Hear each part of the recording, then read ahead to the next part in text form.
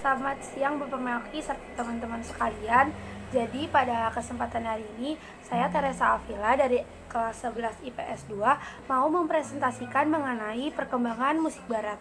Namun sebelum masuk ke situ, saya akan menjelaskan beberapa materi-materi seperti pengertian, unsur, serta konsep secara singkat, serta jenis-jenis musik barat. Selamat menyaksikan. Yang pertama adalah pengertian. Dalam tradisi musik barat, music is the art of arranging and combining sounds able to produce by human voices or instruments. Tapi selain itu, ada pendapat-pendapat dari beberapa ahli. Salah satunya adalah Schopenhauer yang menyatakan bahwa musik adalah melodi yang syairnya adalah alam semesta. Itu adalah pengertiannya. Lanjut, jenis-jenis musik. Jadi jenis musik pertama yang masih berkembang sampai sekarang yaitu musik Latin yang berasal dari Amerika Latin, khususnya daerah Kuba. Nah, salah satu beberapa tokoh yang kita mungkin kenal seperti Shakira, Christina Aguilera. Nah, karakteristik dari musik ini seperti clef, di mana pola ritmik gabungan yang dimainkan dengan dua stick secara selama band itu masih bermain gitu. Nah, selanjutnya ada call and response inspirationes. Jadi adanya pertukaran musik, jadi antara vokalis dengan instrumentalnya pada saat secara improvisasi. Nah, selanjutnya yang terakhir adalah karakteristiknya yaitu bajo, tumbao, bass. Jadi pola ritmiknya ini berulang antara bass dan kongganya itu didasari dengan permainan klavirnya tadi. Musik yang kedua adalah jazz. Jazz berasal dari abad 19 sampai 20 dan sampai sekarang masih sangat terkenal. Salah satu tokoh-tokohnya mungkin kita kenal ada Benny Goodman sama Louis Armstrong, dan masih banyak lagi yang sampai penyanyi-penyanyi sekarang itu masih beraliran jazz ini. Memiliki karakteristik yaitu improvisasi waktu melakukan melodi dan harmoninya terserah tersuka-suka pemain musiknya ini. Selanjutnya adalah rock and roll. Rock and roll ini berasal dari Amerika yang pada tahun 1950-an dan 40-an sangat marak diperbincangkan sampai disebut sebagai masa-masa rock and roll. Semua bertemakan rock and roll. Nah, pada dasarnya sendiri rock and roll ini beatnya berasal dari beat musik jazz, yaitu boogie. Nah, namun ditambah aksen dari drum yaitu pemukulan snare secara terus-menerus. Dan tokoh-tokoh yang biasanya kita kenal itu seperti Guns N' Roses, The Beatles, Nirvana, dan lain-lain, dan Queen, masih banyak lain. Dan karakteristiknya ini kayak contohnya wilayah nadanya itu luas, bisa dari yang tinggi sampai yang rendah. Lagu sulit banget disenandungkan. Ada lirik lagunya itu cenderung ekspresif, serta masih banyak lagi seperti harmoni yang sangat rumit, tempo yang bisa cepat banget dan lambat banget. Kekuatan musik terletak pada aransemennya. Nah, itu dia. Jadi langsung aja kita menuju ke topik pembahasan, yaitu mengenai perkembangan musik barat. Jadi musik barat ini sebenarnya sudah ada pada zaman prasejarah atau pada saat zaman-zaman manusia purba. Namun pada masa prasejarah tersebut dapat dibuktikan dengan penemuan alat musiknya saja, tidak dapat dibuktikan melalui karya-karya yang dibuat. Menurut seorang arkeolog, ini tuh udah ditemukan dari lama, namun karena nggak bisa dibuktikan, jadi ya gimana. Selanjutnya, bukan hanya pada saat masa itu, namun pada saat masa-masa penyembahan orang-orang yang belum memiliki agama itu. mereka menyembahnya dewa-dewi kan. Nah, dengan musik mereka itu menyembah dewi mereka, yaitu Dewi Musae, yang yang sebenarnya itu dia dewi musik gitu, dewi kesenian, yang makin lama menjadi cikal bakal nama musik itu sendiri gitu. Jadi kita langsung masuk ke zaman yang pertama, yaitu zaman kuno, di mana musik ini alat musik khususnya belum berkembang. Namun musik ini digantikan menggunakan vokal manusia. Maka zaman ini disebut zaman musik vokal. Namun pada saat kepemimpinan Paus Gregorius pertama, mulailah dia membentuk musik yang disebut musik Gregorian. Namun belum ada alat musik karena alat musik dianggap mengganggu ibadat di gereja. Bentuk-bentuk musik Gregorian ini berupa melodi yang dinyanyikan tanpa iringan musik, sehingga tekstur lagunya itu lebih sakral dan dimaksudkan untuk meningkatkan mutu ibadah.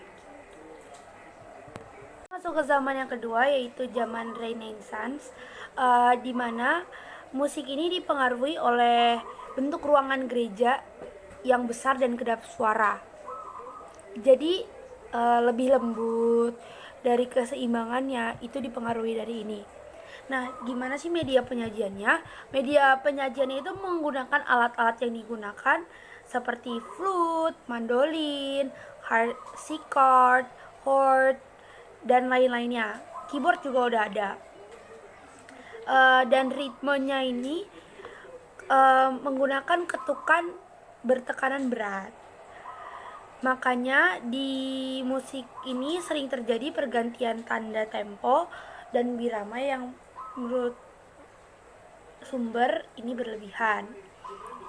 Nah, selanjutnya ada melodi.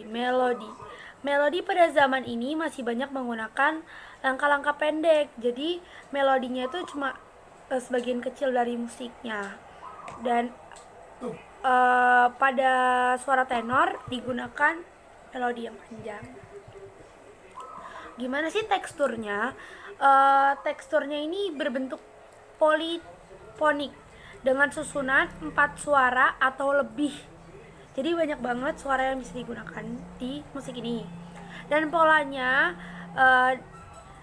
antara lain monet, misa, mardigal, pasion, fantasia, dan tocaca. Zaman musik barok. Zaman musik barok adalah zaman ketiga. Ini tuh mulai berkembang pada abad ke-16 yang disebut dengan awal gaya modern. Nah, pada masa ini bentuk-bentuk opera mulai muncul, khususnya di khalayak umum. Nah, tapi sebenarnya khalayak umum ini maksudnya nggak semua orang bisa nonton, tapi udah banyak gitu loh yang nonton, seperti para bangsawan. Nah, penyajian dari gaya musik ini tuh biasanya menggunakan, kalau di orkestranya sendiri itu loh, menggunakan alat-alat musik seperti flute, hobo, bason, keyboard, dan alat musik petik lainnya. Sedangkan untuk pentas-pentas resmi, alat musik yang digunakan tuh seperti viola, gamba, viola diamore, dan trompet. Dan ritmenya gimana sih? Ritme yang digunakan adalah ritme bebas. Nah, pada zaman barok banyak karya musik didasarkan pada satu pola ritme dan pemakaian satu tempo yang lebih monoton. Ini monoton guys, nggak berkembang. Nah, melodi yang digunakan pada awal-awalnya itu digunakan hanya homoponi kan, tetapi mulai ke dekade berikutnya sudah mulai adanya sonoritas dan kontrapung. Selanjutnya kita akan membahas polanya.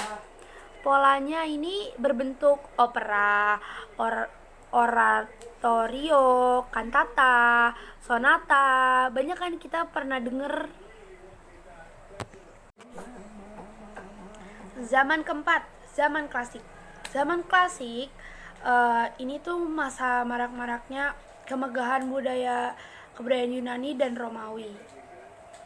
Nah, orang-orang mulai menggunakan akalnya untuk berkreativitas ya guys. Nah, bentuk dari musik di zaman ini tuh yaitu musik kamar menjadi mode dalam bentuk sonata. Nah, teksturnya ini bersifat homopon. Melodi yang digunakan adalah melodi yang bersifat kompak dan memiliki kesamaan tema. Nah, harmoni yang digunakan pada masa ini tuh malah kurang kompleks, cenderung banyak menggunakan trinada, dan improvisasinya mulai hilang. Semua tanda-tanda frase, dinamika, ornamentasi, dan akor ditulis secara lengkap. Zaman yang kelima yaitu zaman romantik. Pada zaman ini karya-karya musiknya ini menitik beratkan pada garapan emosional dan dramatisasi gitu. Nah, langsung aja ke media penyajiannya. Media penyajiannya ini lebih banyak nyanyian-nyanyian yang diiringi dengan organ tunggal ataupun organ aja. Terus kalau orkestranya sendiri itu lebih ada tambahan seperti alat musik gesek dan pukulan. Nah, ini tuh yang tadi saya bilang menggunakan organ dan dinyanyikan tunggal gitu, lagi sangat-sangatnya digemari oleh masyarakat. Nah, kalau ritmenya ini dari pembuatan partiturnya sendiri dilengkapi dengan tanda-tanda tempo, berbagai modifikasinya serta tanda-tanda ekspresi. Jadi makin lengkap aja guys. Nah, melodinya ini untuk vokal sangat dipengaruhi oleh gaya pembuatan melodi instrumennya sendiri. Nah, teksturnya ini berbentuk homofonik yang sudah dikembangkan dengan pemakaian akor-akor disonan, ornamentasi, dan teknik kontrapang serta secara bebas. Dan polanya adanya pembentukan karya musik, garapan, rapsodi, dan usaha-usaha musikalisasi puisi. Jadi kita kan sering musikalisasi puisi. Nah, dari zaman inilah mulai berkembang namanya musikalisasi puisi. So, kita sekarang jadi tahu. Hai guys, kita langsung aja masuk ke zaman yang keenam, yaitu zaman yang terakhir, yaitu zaman impresionisme. Oke. Jadi zaman ini tuh ditandai dengan penggunaan akor-akor disonan yang waktu itu tuh dianggap menyimpang dari kaidah-kaidah yang ada di masyarakat. Nah, dan pada zaman ini juga para kreator musik ini atau para musisi itu menggunakan nada-nada yang sebenarnya nggak aman untuk digunakan di masyarakat, tapi mereka tetap menggunakannya. Nah, kita langsung aja ke media penyajiannya. Media penyajian pada zaman ini menggunakan flute dan klarinet, namun digunakannya ini pada register yang rendah. Sedangkan untuk register-register yang tinggi, mereka menggunakan violin.